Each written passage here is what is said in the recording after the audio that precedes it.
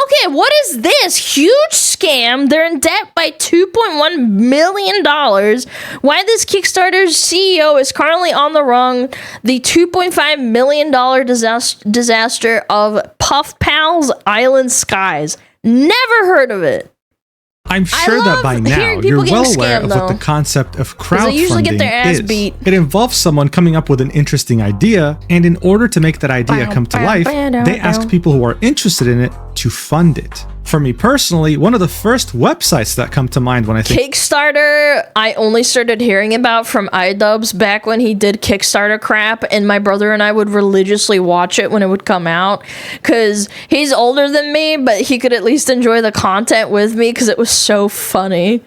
Of crowdfunding, yeah, Kickstarter crap is so good. One could actually say that it was one of its early pioneers. And while it did create a lot of success stories, on the other side of that same coin, it also created a lot of horror stories. Yeah. There are so many examples of disaster. There was an MMO that I wanted to play that I gave like $10 to back in the day. I think it was called Crowfall, and that ended up fucking falling through.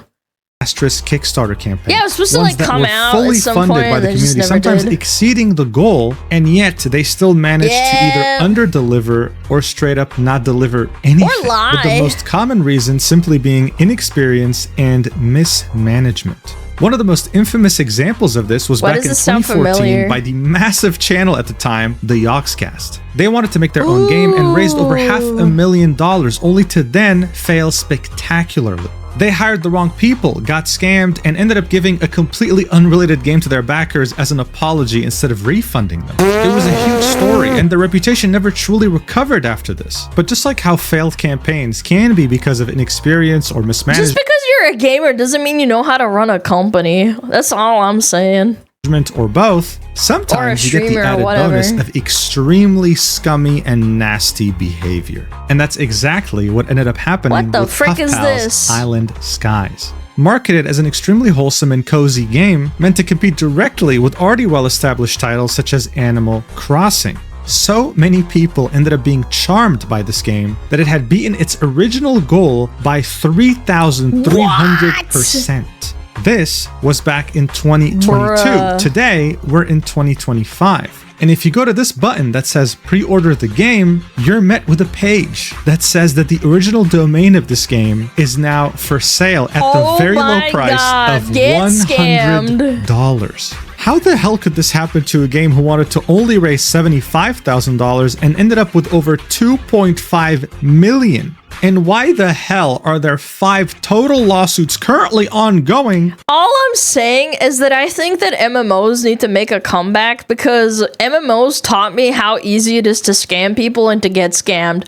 The first time I ever got scammed out of a Zod rune when I was a little tiny little fucking kid, which is a rare rune drop from Diablo 2, and I tried to trade it with someone, and it was obviously an adult that realized that I was a child, and they scammed me out of that fucking rune, and I was so pissed, because it took me like, I don't know, another 3 weeks to farm back a high rune again. It wasn't a Zod rune, but my point still stands. Like, I was so pissed at the audacity that I never got scammed like that ever again, and I scammed a little bit in World of Warcraft, but that's neither here nor there, you know, it's just, you know, it is what it is. I just a little bit of, you know, sometimes it happens, sometimes it doesn't. And I think that experience has to be universal. For almost the same amount they raised, which is $2.1 million.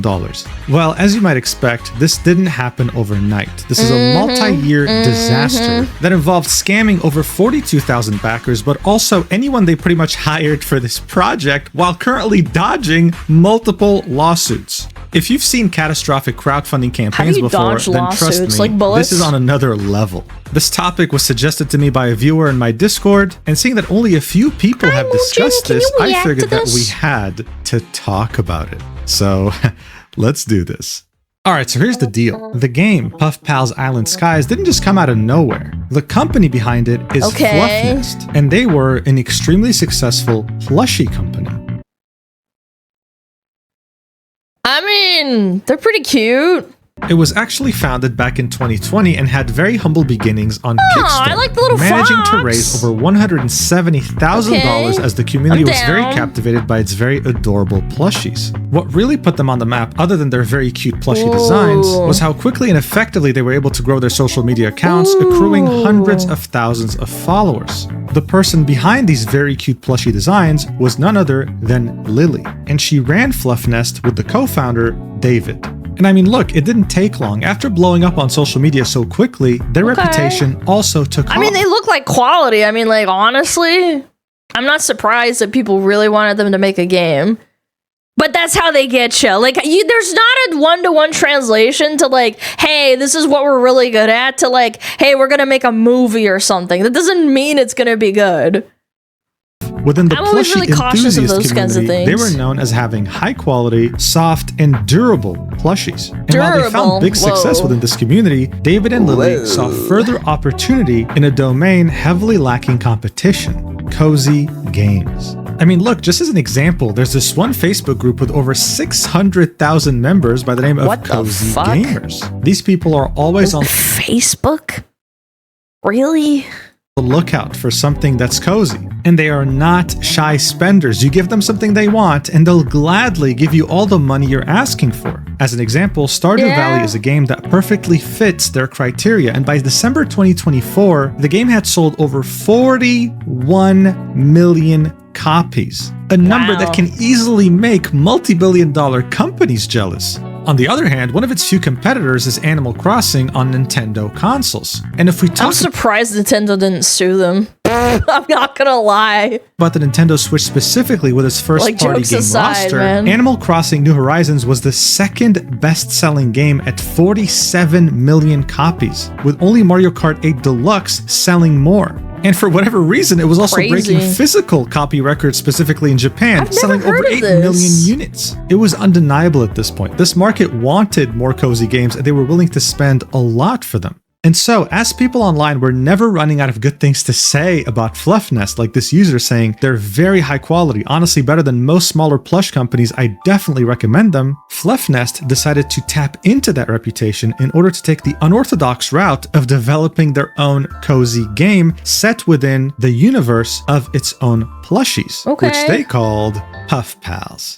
They would reveal the trailer of this game to the world for the first time during the Wholesome Direct Showcase. This is an indie game showcase focused on cozy games that's part of the Summer Game Fest. God, there's the game's name was going to be Puff Pals Island Skies. This scares me. And to say that people were excited about something that seemed to be maybe the first worthy competitor to Animal Crossing was an understatement. Fluffnest would use its already well-established presence on social media to advertise the game, and since it was directly related to its plushie universe, it didn't feel out of place. It felt just right, and it made people who were already interested in their plushies check out the game too.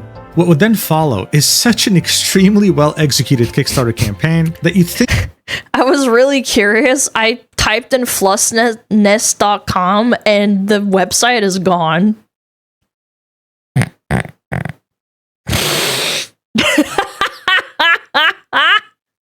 think you were dealing with someone who has a PhD in marketing. In reality, though, you were dealing with the Wolf of Wall Street. Around April 7th, 2022, Puff Pals Island Skies would officially launch its crowdfunding campaign on Kickstarter with the goal of $75,000. It didn't take long for it, though, to completely eclipse that initial goal, and within just a couple of weeks, it would top over $1 million in funding. And I mean, if you look at this timeline here, by April 30th, 2022, they had reached $1.3 million.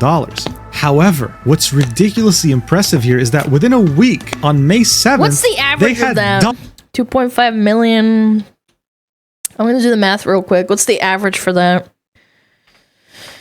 I'm going to just round it out.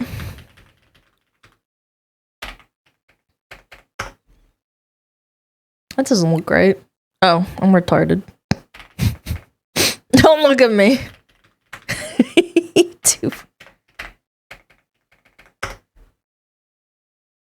$46 per person? That doesn't sound right. Am I dumb? I can't do math. $61 each. I mean, that's a lot of money, honestly, on average. I'm assuming a lot of people did like a lot of bulk spends, like $2,000. Doubled I don't that know how amount, I got 45. raising over $2.5 million and calling 60. this campaign an 60. astounding success. This is when Lily would make a personal post thanking everyone for making her dream come true. Yippee! But hold on a second, let's take a step back here. Social media presence for a plushie company can definitely help with a game like this, but to beat your initial funding goal by 3,300%? How did that even happen? Women are the best consumers, mark my words. Happen exactly. You can sell of course, them a lot. there's a number of factors. Most campaigns on Kickstarters will have stretch goals. The initial goal would be to literally just make the game at its most basic form, but the more money you raise, the more features you unlock, like cooking, fishing, a free pet for all backers, and of course multiplayer at $1 million. That definitely helped with motivation for funding. What also helped is that the Kickstarter itself seemed very professionally made. You had a lot of the features already laid out as if they were already being worked on. And the fact that this was going to be not just on PC, but on Mac, sounds mobile, too good to be and true, Switch chat. as well, that made it all the more enticing. But still, it doesn't really explain why they made so much damn money. One could look at the different tiers, like how there were some that were priced at $5,000. Yeah, this is what I'm talking about. Allowing you to design your own puff pal to be an NPC in the game, for example. Or how for $2,500 each, you could design either an outfit or a pet. Those definitely helped, seeing that every one of those tiers completely sold out. But still, there was one missing piece of the puzzle here that really helped them raise so much money in such a short period of time. And the answer to that, of course, is plushies. Yes! When I told you about Fluffnest, I wasn't fully honest when it came to their business model. Yeah, they made big, very high quality and soft plushies, but they didn't make them permanently. When one of their many designs would sell out, it wouldn't be restocked. So there was a big factor of FOMO. Otherwise, I kind of hate that. I really do. Known as fear of missing out. As you can see, this dragon, for example, was limited edition. Once it would I hate it when fucking Pokemon does this. Sell out, it would never get sold again. This is part of the reason why their business was so successful. You'd have people spend a lot of money trying to collect as many of these plushies as they could, because once sold out, they'd never be sold again. Fluffnest understood this all too well, which is where add-ons come in. You see, in a Kickstarter, you can pledge whatever tier you want, like for example, getting the game for $20, but then after having pledged, you can add add-ons to your total order. And in this case, they had quite a few plushies that were very highly sought after, sold only on Kickstarter, never to be sold again anywhere else, especially not their website. But since you that's clever. Only buy them after pledging an amount to the Kickstarter campaign. I can understand this, like, to an extent, but I feel like if I wanted to make it more fair, I would make, like, recolors that would stay on the store. But this is, like, really capitalizing on FOMO. Itself, it of course made many want to just pledge, for example, $1, or hell, buy the whole game for $20 and then add this on. And of course, the amount of money paid on the add-ons would contribute to the total pledge. So if you bought the game for $20 and a plushie for $45, your total pledge would be $65, and it would count to the total $2.5 million raised. And here's the deal. Seeing that this game had 42,000 backers, all you have to do is divide 2.5 million by 42,000, and you'll see that the average pledge by backers on this game was close to $59 each. Seeing that over 30,000 of those backers paid $20 for the game or $30 for alpha access, it's safe to say that most of them bought an add-on like a plushie. That truly helped this game raise such a ridiculous amount of money in such a short amount of time.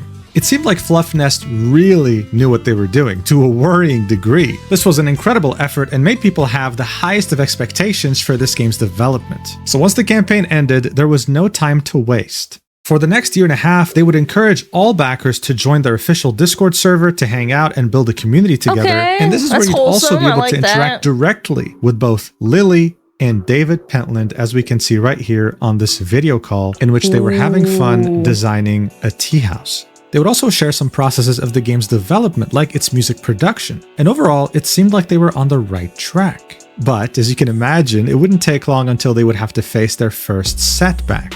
On September 22, 2023, Fluffnest would post an update on its Kickstarter. The alpha's release date was being delayed by around a month. It was meant to come out on September 2023 and was now being delayed until the end of October of that same year. They would explain that they're doing this for design changes, implementation, quality assurance freeze, a 1-week buffer for whatever reason. No but comment. hey, even though it was a slight delay, people didn't really think much of it. And honestly, at the time, if you still wanted a refund, you could get it. Not to mention that Fluffnest wasn't just hiring just about anyone to work on this game. They had hired Room 8 Studio to do the outsourcing for, well, the majority of the game. This is a studio with many AAA games in its portfolio. All these games were disappointment. I don't know about South of Midnight. I heard it was okay for what it was. Dead Space was good. Diablo 4, no. Alan Wake was disappointing. COD Warzone Mobile. Overwatch 2 sucked. Indiana Jones is a disappointment. It was also poorly optimized. Apex Legends. Yeah, I don't know. I'm not buying it. So hey, let's just say there's like a bagger in here, all right? Fluffnest was taking this seriously. And so the big South of Midnight, Sweet Baby Inc. They didn't make the game. They were consultants, so there's a big difference. Day came on October 31st, 2023, almost a year and a half after fully funding the campaign over 3,000% of their funding goal. They would finally release the alpha. If you were an alpha backer, you would receive a key and you'd redeem it on Steam. However, just one thing to point out before we get into the alpha itself, around a week beforehand, they wanted to confirm the participation of backers in the alpha. That way they can send them the keys. But the way they did this was in a survey format. So if you were an alpha backer and didn't see this update, you wouldn't get a key. And hell, if you were an alpha backer and filled this form out, you probably also wouldn't get a key because it was kind of disorganized. But guys, don't worry. After a couple weeks of this alpha, Fluffnest had collected its feedback and things were going smoothly. People were kind of okay with the controls, hated the camera, had a lot of feedback to give, and Fluffnest was listening. They were already ready to work. I don't know. This is just such a red flag for me, personally. All the pretty, like, the really basic, what is it called? I don't know. It's just like a red flag for me. Maybe I'm overthinking it. It's just my first response. Maybe there's nothing wrong with this. On Alpha 2, let's go. Being judgy. Yeah, sure, there's a few backers in the comments saying I've never received my Alpha key, but whatever. They'll get it for Alpha 2, okay? Don't worry. During the first alpha, within the first and second week, they had released the Alpha 1.1 patch and the Alpha 1.2 patch. This was normal. And when the testing period had ended and they had collected their feedback, backers were expecting the next big patch to be, well, Alpha 2. But a few months had passed by, and on February 21st, 2024, they had released Alpha 1.3 with max support. There were a lot of enhancements, updates, patches, bug fixes. Okay. I mean, yeah, sure, they were taking their time and being a bit slower, but hey, at least they were doing something, right? Well, almost no one could have predicted this at the time, but this innocent post filled with many exciting updates to the game would actually be the last ever meaningful update that this game would ever receive. So up until this point, this game was great at keeping its community updated both on Discord and its Kickstarter page, not going more than 1 or 2 months without an update. But all of a sudden, since February of 2024, they had not posted anything, and the silence was deafening. People were thinking, guys, where's the game at? What's going on? And so it wasn't until August 5th, 2024, 6 months after their last update, that they actually posted something on Kickstarter, saying, "You may have noticed that we've been a bit quieter than usual with our updates. During this time, we've been doing work behind the curtains, making sure we're on the right track and refining our plans. While we may not have updates as frequently as before, we want to assure you that progress is being made. Although some details are still being finalized, we're excited about the direction we're headed and we're committed to sharing important milestones with you. Thank you for always having our back, and we can't wait to show you what's next." With a cute little pleading face emoji. The pleading face emoji makes me think of, like, e-girls automatically. Is that bad? I don't know. It's the pleading face, like, please buy our game. Please buy our game. Please.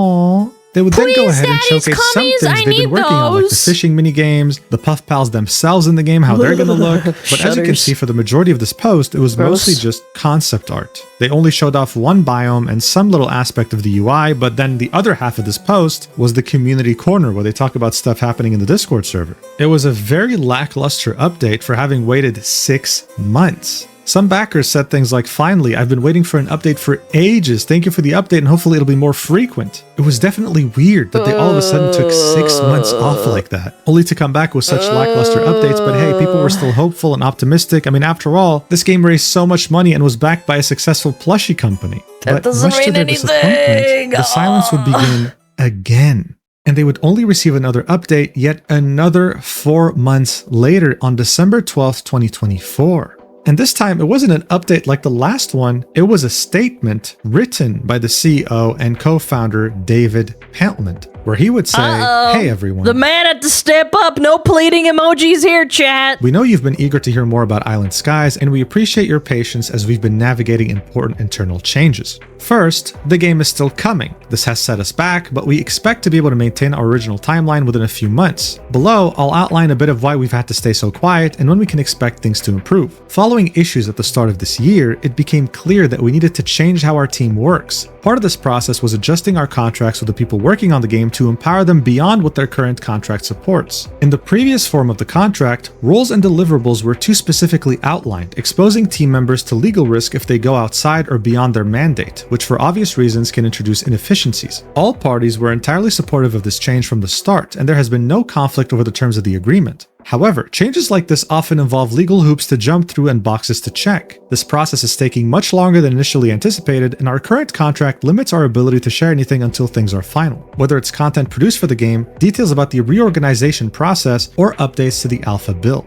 Watching the frustration of the community without being able to communicate what's been happening has been the most difficult part of making Island Skies so far. Our team is eager to show you what we've been working on, and we know it's hard to wait for updates during this time. That said, these changes are necessary, and we will always do what needs to be done to make Island Skies a reality and the best game it can be. I'm very happy to have gotten the green light from all the lawyers involved to finally share this update and to be close to finishing up this process. We're planning to bring you another update like this by the beginning of February to share where things stand. Thank you for being with us through this. We're wishing you a happy holiday season, and we can't wait to share more with you. That's a lot of yapping, chat. That's a lot of yapping. David.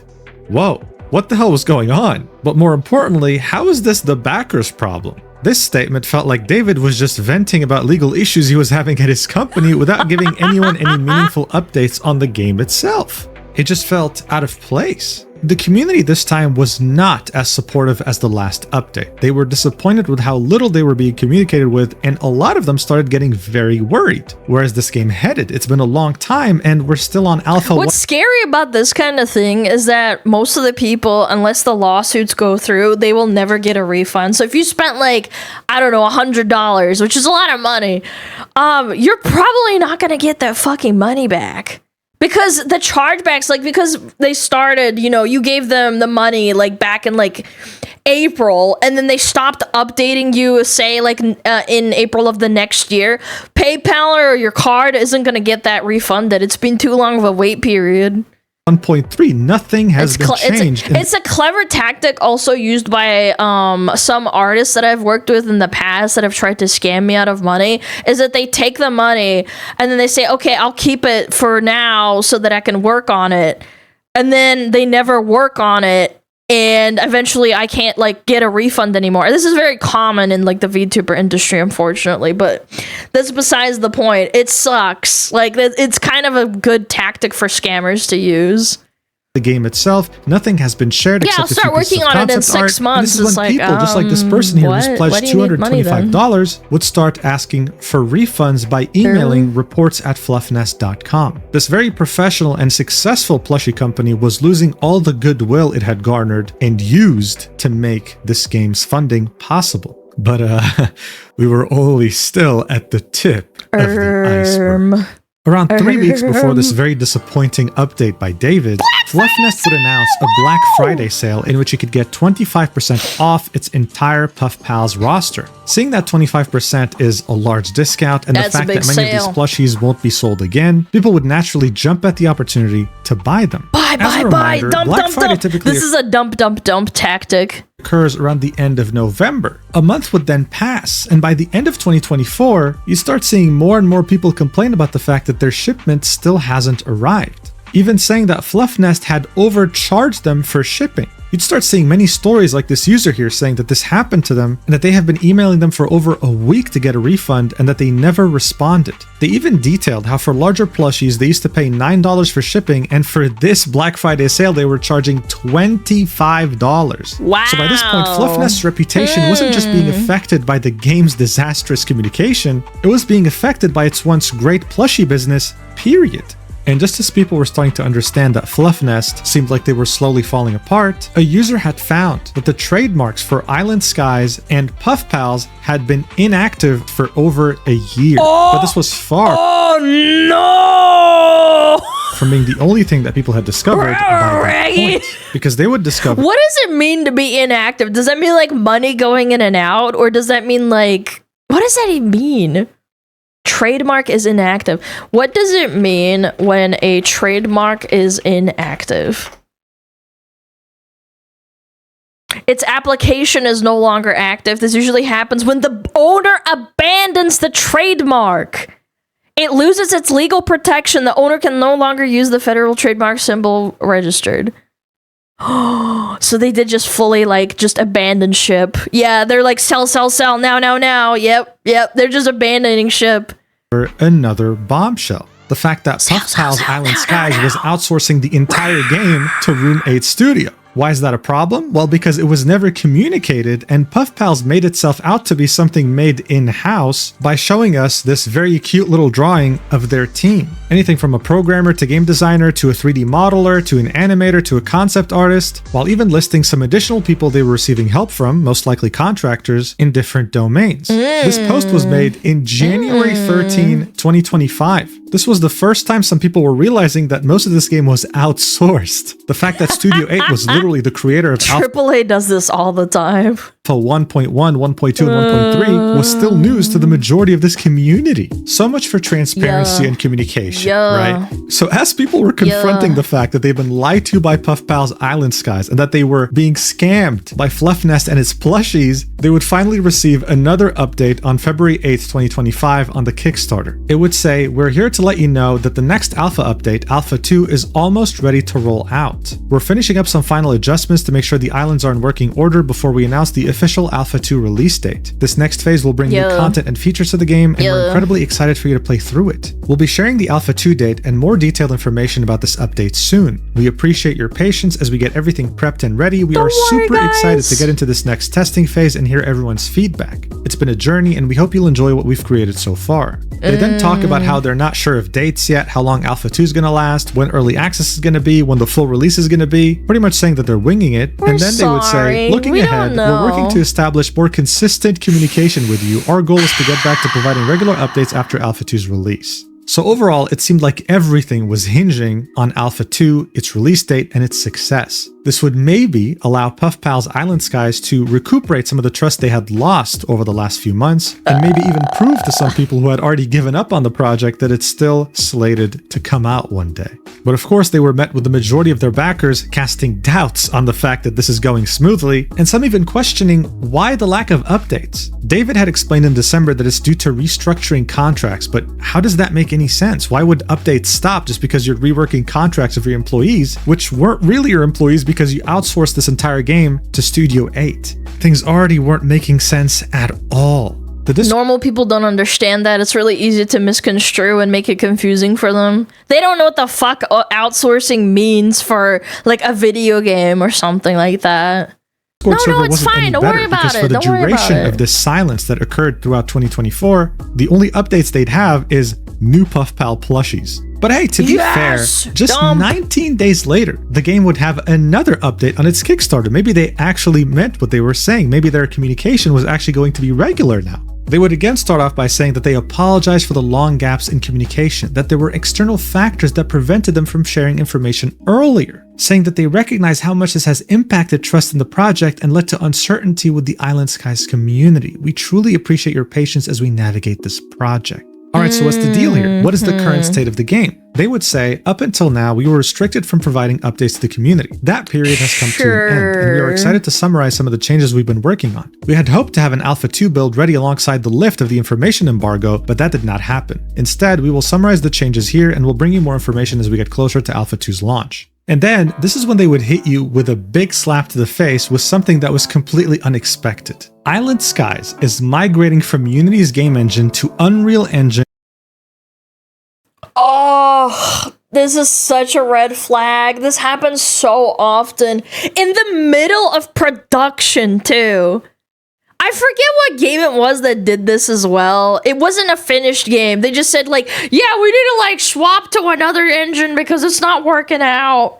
Sorry, it's gonna take us another 3 years to finish the game. Many such cases. And for many small reasons. Unity's payment model change did not factor into this decision. This change has improved performance and made development move more quickly. This process started in December 2024 and is currently in progress. So all of a sudden, within 3 years of this campaign concluding on Kickstarter, they decided to switch engines. Okay, not a small feat by any means. They would then outline a bunch of features, but honestly, without images, without actual videos, you can't really believe them at this point. They then said to expect Alpha 2 within 6 to 8 weeks, so April 2025 by the latest. They would then say that by mid-2025, they would want to release early access for everyone, and then the full release would be at the end of 2025 or at the end of 2026. It would fully depend on early access feedback. But then there was a big question, which they answered, which is, why has communication been so limited? They would again reiterate that there were external circumstances that prevented them from sharing updates, but they wouldn't specify, like, what external factors, what's going on exactly. They would then again say, hey, communication is going to improve, expect more stuff in Alpha 2, regular updates, community feedback, with polls, discussions, etc. They've already said that a million times, though. But then, this is where things would get interesting in this little update. Have any legal issues impacted production? They would go on to say, the legal issues that have primarily impacted our ability to communicate openly with our backers had a relatively smaller impact on production and are no longer ongoing. But the legal issues that impacted our ability to communicate openly do not include the lawsuit filed against Fluffnest last year by Blade Funding, which was not related to Island Skies or its funding and did not and could not have had an impact on production. They would then specify two very important things: that there are currently no outstanding legal issues that could disrupt the game's development, that they had solved things with Blade Funding, which was impacting something more related to its plushie business, Holy shit, and finally, that's so much that there yapping are for no so little financial words. issues with the project, saying funding... You could have literally just said no, but no, guys, trust me, blah, blah, blah, blah, blah, blah, blah, blah. Has never been a concern for the game's development. And we've been very intentional about how we manage finances to ensure that Island Skies remains secure. The way we've structured things has fully protected the game from risk or litigation up to this point, and we're confident in that approach. Okay, cool, and they would even specify that you can get a refund if you wanted to by emailing info@fluffnest.com. So look, at this point, if I was a backer, this wouldn't really make me feel that good. My feelings can be summed up with this backer's comment saying, oh boy, each time a Kickstarter does an engine change, it means it will never come out. Unreal is a freaking pain for optimization. And that's the thing. You want to release your game on multiple platforms. And all the work you put in, it's not like you're upgrading from Unreal Engine 4 to 5 or whatever. Like, you are going to a different engine. Do you know how much of a pain that is? Including mobile, you typically go with Unity. Unreal Engine has a reputation of running like shit.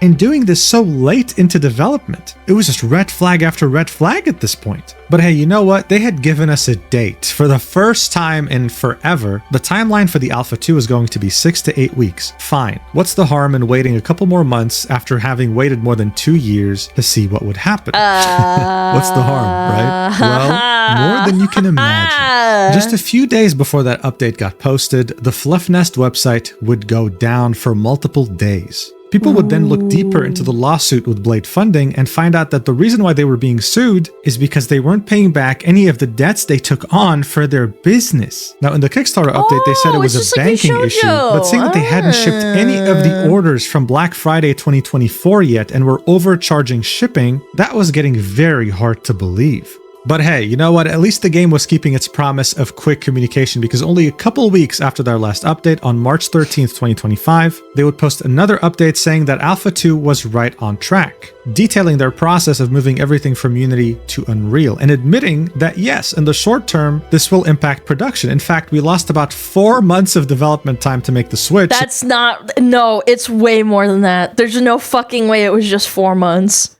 Since we had to rebuild and rework a lot of the systems. However, since moving to Unreal Engine, development has been running either at the same pace or even twice as fast, depending on the feature.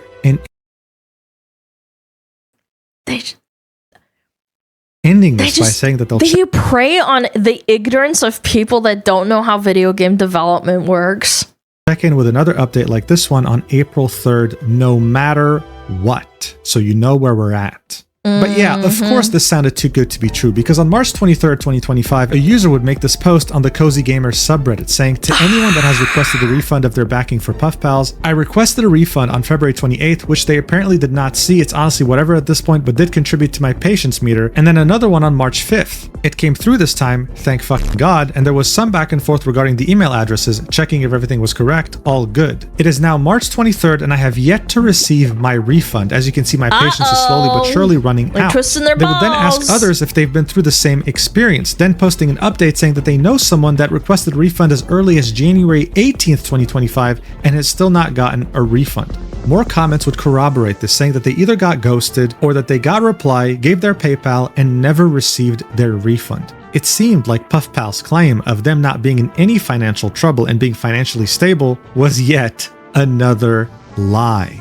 And speaking of lies, their next update would be on April 17th, 2025. They said that Alpha 2 is still on track to release in the same exact time frame, and they would show off some new UI elements, ending the statement by saying you'll hear from us again with another quick update like this on May 1st. And then that never but came. While people Let me were patiently waiting for this next update, something else occurred. Around April 2025, Fluffnest's website would go back up, and they would have the gall to hold a clearance sale. This user would post on sell, dump it. It's literally like a crypto scam, but in slow motion. And say that it's been over 43 days. They didn't dump and his all overnight. Order didn't even ship yet. What's going on?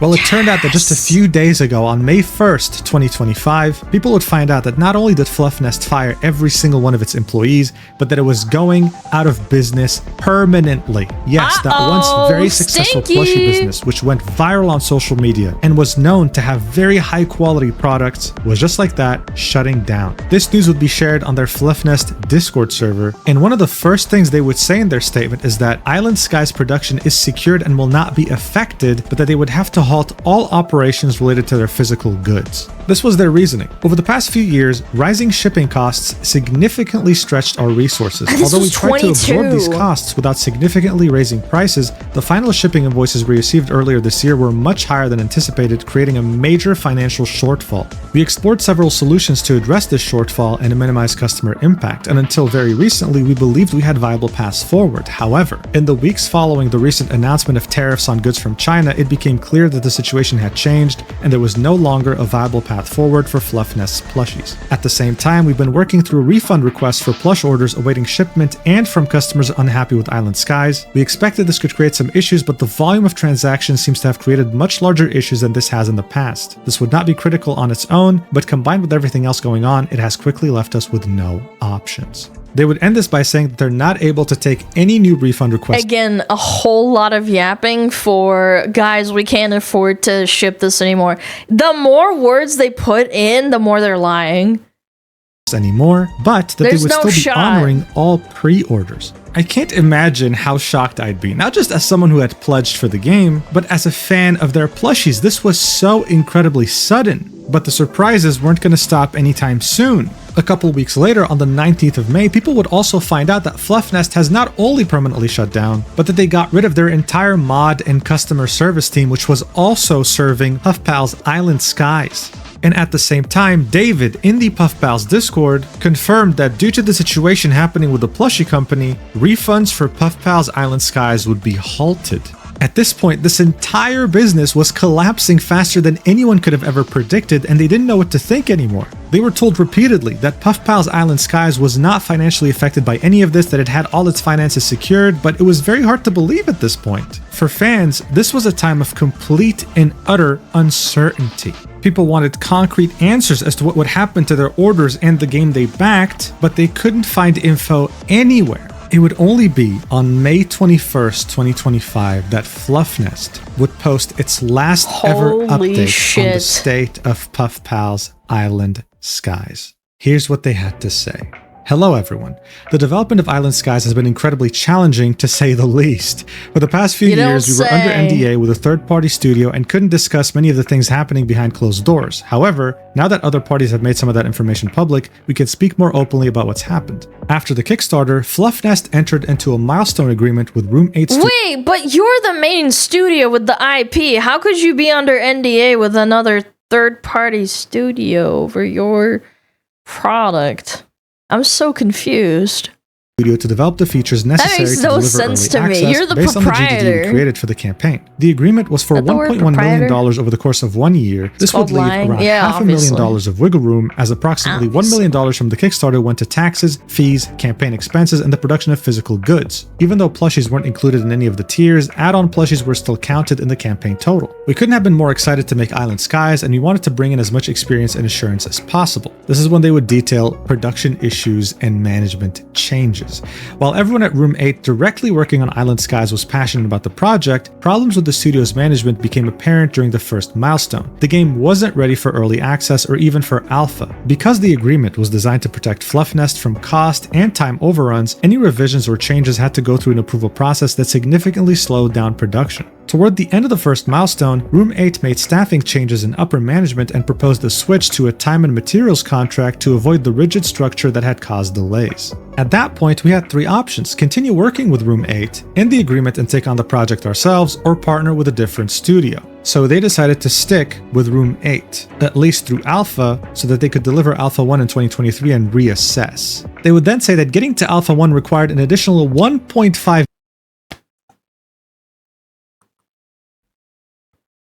million in production, mostly funded by an SBA loan we secured in early 2023 for both of our plush business and game development. So already this is a disaster. You raised $2.5 million, half goes to taxes, and for whatever reason you thought it'd be a good idea to use $1 million for just the first year? Even a child learning basic math can see that this is a disaster. They would then say, following the changes in Room 8's leadership and a ramp up to Alpha 1, we were hopeful. However, while Alpha 1 marked progress, it didn't meet our expectations. Early access was still far off, and costs were rising. We planned to use the remaining SBA loan and plush revenue to continue funding development while taking on more work ourselves to manage costs. Unfortunately, after the 2023 holiday season, the financial situation got worse for Fluffnest's plushies. In early January 2024, we realized our funding plan wouldn't cover future game costs, and circumstances took the decision out of our hands. We informed Room 8 that we wouldn't be able to pay for continued services in a timely manner. We expected them to pause services following this communication, but instead they continued working and invoicing even after meetings where Fluffnest requested that they pause work to avoid accruing additional debts. So even though they are complete imbeciles when it comes to financial management, here they're alleging that Room 8 held them hostage. But of course, this is without them detailing how much they had already owed Room 8 when they informed them that they couldn't pay the continued services. Basically, it's just like V Shoujo, where they had an ongoing accruing loan and debt cycle. Now they've accumulated that it's so high that the top person or the top company that loaned them the money is now asking for the money that they don't have, and they're trying to sell to try and make it back, but they bit off more than they could chew, and now we're in permanent limbo, and now they don't have a registered trademark, and now they're gonna lose everything. Wow, what a surprise. I don't know, I should be like a business person or something. I feel like I'm at least not that stupid. I wouldn't do this. If you thought this was already bad, well, wait till you hear this. During this time, we sought other funding options, including from interested investors. However, the Alpha's quality and Room 8's continued work at Fluffnest's expense negatively impacted negotiations. Throughout 2024, we continued to negotiate with Room 8 and reached a tentative agreement to switch from a work-for-hire model to a profit-sharing arrangement. However, because of our SBA loan, the new agreement— My first question is like, why are you fucking telling this to your customers? Again, whole lot of yapping for saying, guys, we can't deliver the fucking thing. Like, a lot of excuses, man. It needed to be underwritten and approved by the SBA. While preparing for this process, we discovered significant accounting irregularities that delayed submission and posed an existential risk to our plush business. We were unable to recover the plush side of the business. It took several months of blood, sweat, and tears before we were finally confronted with the reality that the plush business was no longer sustainable. This was a deeply painful realization, and one that only became clear very recently. But after replacing our accountant and undertaking significant and costly legal and financial work throughout 2024, we were finally in a position to proceed with the agreement by early 2025. What? What do you mean accounting irregularities? What do you mean you fired your accountant? David, the guy who's probably writing this, is the CEO. How are you unaware of the terrible financial situation that you're in, man? They would then say, where things stand now. As we approached finalizing the new agreement, it became clear that Room 8's senior management does not have a clear understanding of the project's current state or how much work remains. Because of this, we can't trust that the issues we've already faced won't reoccur. We informed Room 8 that we won't proceed unless their leadership presents a plan that directly addresses these issues and commits the necessary resources to Island Skies. In the meantime, we've continued working on the game ourselves. Based on our experience, we don't currently trust Room 8 to deliver a version of Island Skies that meets our standards. You're now working on a game that you outsourced, and you have no idea how to go work on it because it's not your game. This is another lie. Like, anyone with game deving doesn't just pick up another game and is like, all right, guys, we're gonna have to pick this up now. We can do it. Yeah, just buckle up. So hey man, that's wonderful to hear, but what do you mean we've continued working on the game ourselves? For the last 3 years, Room 8 has been doing everything. What are you gonna do? Like, what the fuck?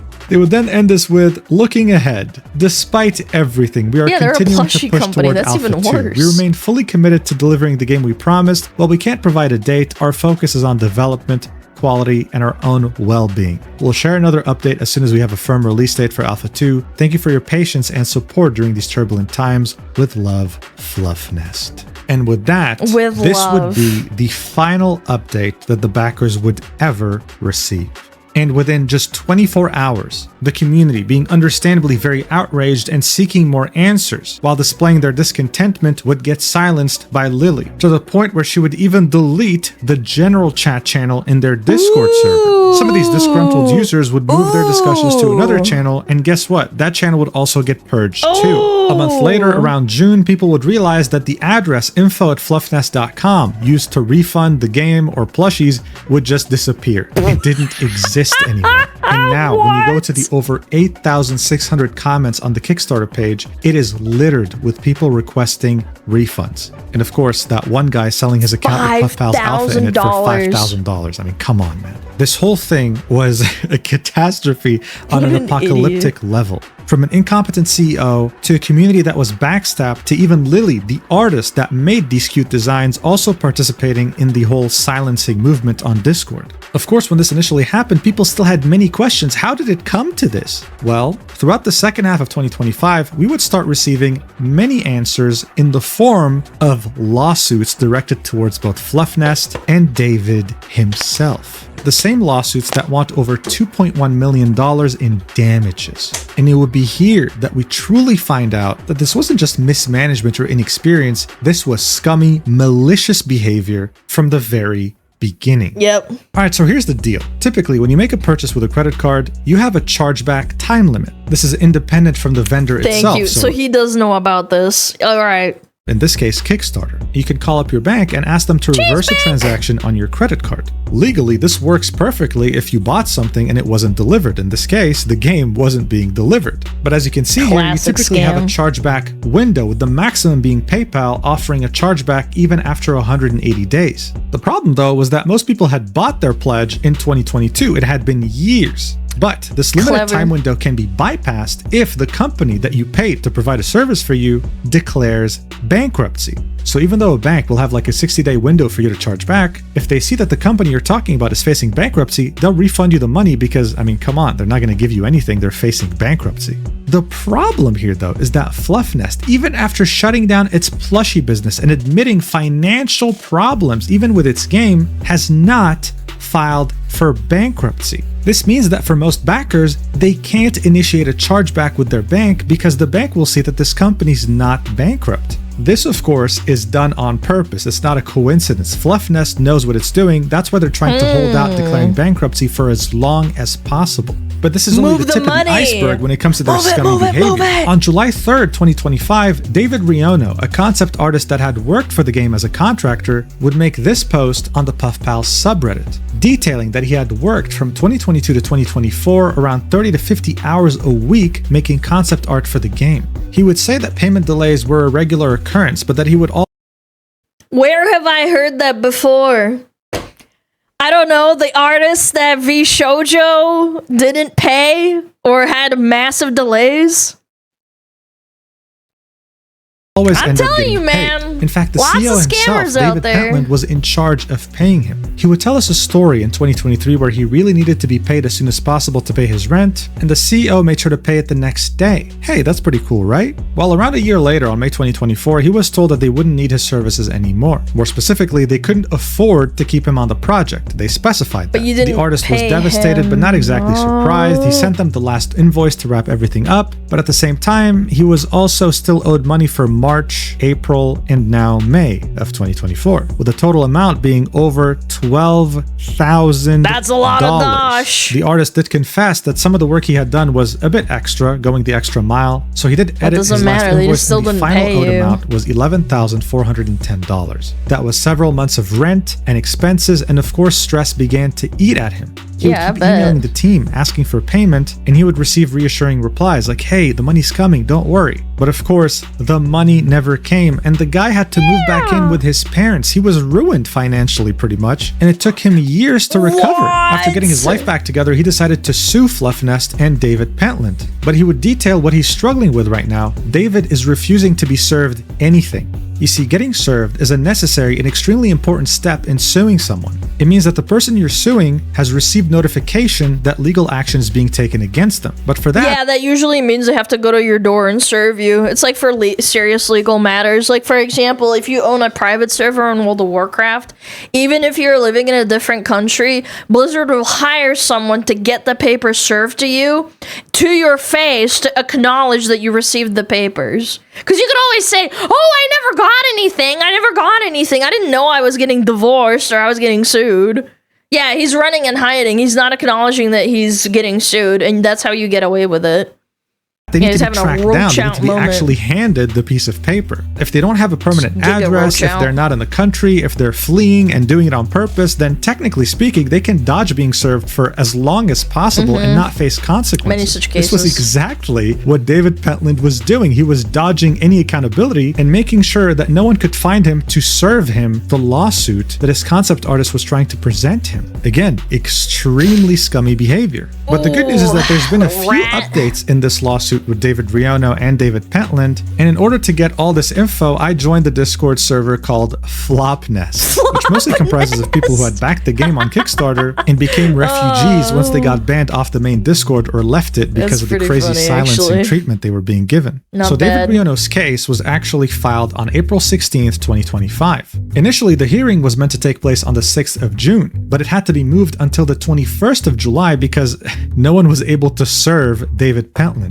David Riono requested the court to allow him to serve David Pentland via mail or by publication in like a newspaper or similar, but a couple of weeks later, the judge denied that request, which was very weird. But the good news was that on the 9th of July, David Riono was finally able to somehow serve David Pentland. It worked out. And on the 22nd of July, the hearing took place. David Pentland did not show up to court. Of course David Riono argued his case. And within 2 weeks, judgment was entered. This image, of course, is from the Fluffnest Discord. The court ordered Fluffnest Games to pay David Riono a total sum of $11,535. But that was far from the only lawsuit. Remember Blake? Did you have a lawsuit or something without the needing person there? Yeah, it basically defaults to the person that's getting sued. I mean, to the person that's suing them because you didn't show up to defend yourself. Yeah, it auto defaults. It's the same thing as like when you submit a chargeback for PayPal and they give them like 10 days to respond. If they don't respond, it automatically goes to the person that was asking for the money. Yeah. Funding, it's like the ones who gave like, the business loan to Fluffnest. Well, in Fluffnest's Kickstarter update on February 27th, 2025, they specified that them being sued by Blade Funding was only due to a banking issue and has since been settled, while of course adding that there were no financial issues with the project. Well, it turns out that for once, they weren't lying. They did actually settle with Blade Funding. But by settlement, it didn't mean a handshake. It meant that they had to pay them an amount of money, and Blade Funding agreed to that. They were meant to pay them a total sum of $98,000 and just stop paying at some point. Because of that, Blade Funding would sue them again. And lucky for them, the verdict would come very quickly. The judge would order David, Lily, and Fluffnest in general to pay back the sum of $98,000. Holy Not Toledo. a small amount by any means, and this judgment was entered on May 15th, 2025. But hey, don't worry, at this point, I'm a lawyer channel because we're not just talking about Blade Funding, we're also talking about another company claiming the same thing happening to them with Fluffnest by the name of Funding Futures LLC. On the 12th of May, they would file a commercial trade contract lawsuit against Fluffnest, and guess what? They would also win their case. The judge would order Fluffnest to pay the sum of $69,000. I mean, at this point, the money just keeps racking up, baby. Guys, David Pentland is one of the most shameless people I've ever seen. The guy took out loans from just about anyone, including American Express National Bank. But that's the problem, man. I think they're partially responsible for this too. They did not vet them. They just like looked and they were like, they're making a decent amount of money. Little did they know. Also filed a lawsuit against them on March 4th, 2025, and it's still ongoing. The first hearing was on the 6th of August, but of course, David didn't show up. Only American Express's lawyer. The next hearing was scheduled for the 3rd of November. So, look, I can't predict the future, but I'm pretty confident that David is not going to show up to that one either. And finally, remember our good old friends, Room 8 Studio, the guys who pretty much had worked on the entire game by themselves? Well, they're also suing Fluffnest and David Pentland. It was filed on the 16th of May, 2025, and they are seeking $1.9 million.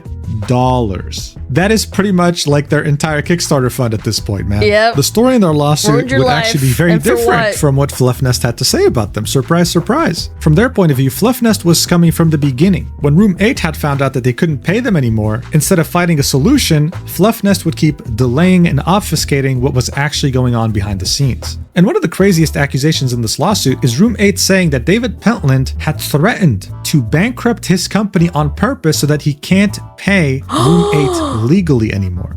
If they have that in writing, that would be so funny. Saying that he had openly flexed this in his Discord server, saying that he would just withdraw all.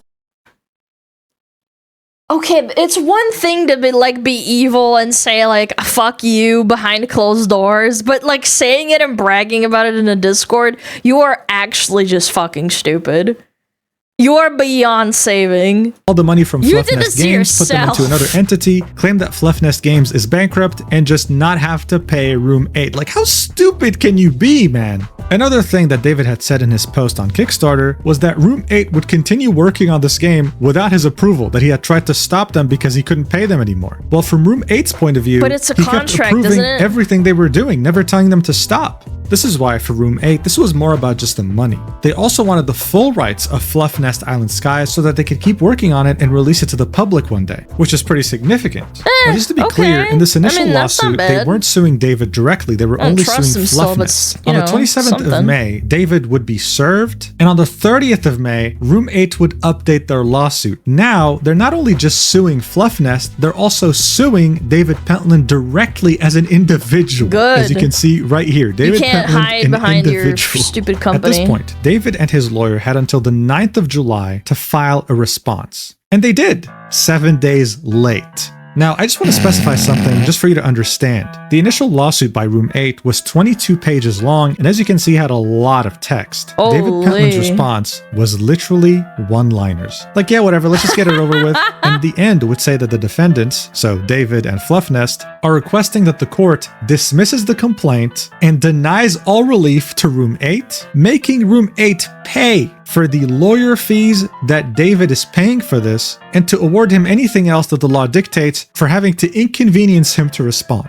This is the most tone-deaf thing I think I've ever seen. Like, I don't even cover law. Like, I don't even read lawsuits, but dude, this is ridiculous. If I was the judge, I would have a stroke reading this. Room 8 would counter that statement and say, no, we're 100% suing you. We're not going to take any bullshit. David's lawyer would respond again, hoping to be able to dismiss this, and he wasn't able to do that. The trial is now officially scheduled to be on April 2027. Unfortunate that it takes that long. I mean, that's a ridiculous amount. This is why I think the VShojo stuff isn't going to happen for a really, really long time. The whole, like, getting the money back from them. This isn't even as serious as charity fraud. Charity fraud, unironically, involves the government. Not that this doesn't as well, because you're passing money through illegally and scamming people, but I'm just saying, like, charity fraud is on another level of bad. Time to wait. It's gonna take a while. I think it's safe to say that if they actually wait that long, David by then would have probably been homeless. So, I mean, this is an easy win for Room 8, but is it really? Because they'll never see that $1.9 million ever again. Yeah. But some fans are still hoping that by then Room 8 would get the rights for the game, and maybe they'll get to see it. Maybe. Additionally, Fluffnest.com still exists to some degree, but on the 8th of February 2026, it'll expire, and I don't see anyone renewing it. And when it comes to the website that redirects you once you click on the pre-order the game button on their Kickstarter, I'm currently in the process of buying it. I already paid the money. The transfer of the actual domain to me does take a while though. But if you're watching this video maybe a few days or more than a week after I published it, make sure to go there because I'll have a surprise for you. All right? Wait, man. Overall, I mean, this whole thing is such a catastrophe. It's crazy today. how someone like David was allowed to even touch this much money. And it's unfortunate that Lily, the person behind this very wholesome art style, was also involved. Now, there has been some rumors without evidence that Lily had spent $18,000 of this money to buy like an adult-themed VTuber model, but I couldn't really find any evidence pertaining to that. I beg your pardon? But overall, I also find it interesting that only David is being sued by Room 8 and other companies, while Lily, for the most part, has been able to avoid most of these lawsuits. What if she's like the mastermind and he's taken the pitfall? That's possible. He's like, all right, babe, I'll take the hit. Can you imagine? But in the end, what I keep thinking about are the 42,000 backers and this promise of a cozy game that they've been denied. Not to mention that some people are still hoping that this promise of pre-order still being delivered actually happens. Look, it sucks to see anyone get scammed, but I don't know. I guess it hurts a bit more. There's no evidence? I know there's no evidence. I'm just saying that would be really funny. It would be. Like, you just find out they're in a relationship somehow, and he's thrown under the bus. Seeing that these people just wanted a wholesome game. They just wanted something cute to fawn over and play after like a long day of work or something. Instead, they just got scammed in broad daylight, and I don't even know if David's gonna actually have to face consequences. He just keeps running away.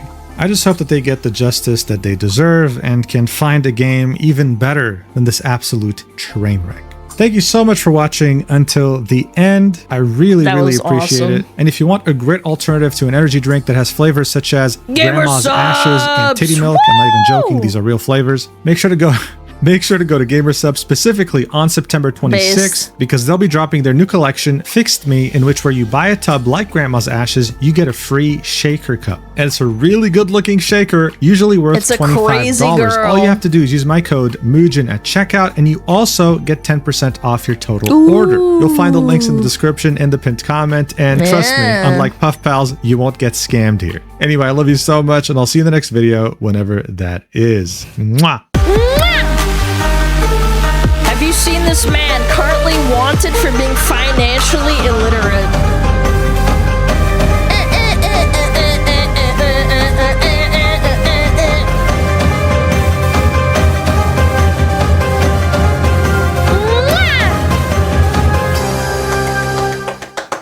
That was really good. That did not feel like 50 minutes, genuinely. I know there's a whole lot of reading and writing, but damn, that flew by for sure. Thanks, Smugin, that was awesome. Go check him out. He makes really great long form videos. You know, breaks it down, provides all the details. Very fun individual. Friend of the channel, lets us react. Very kind person.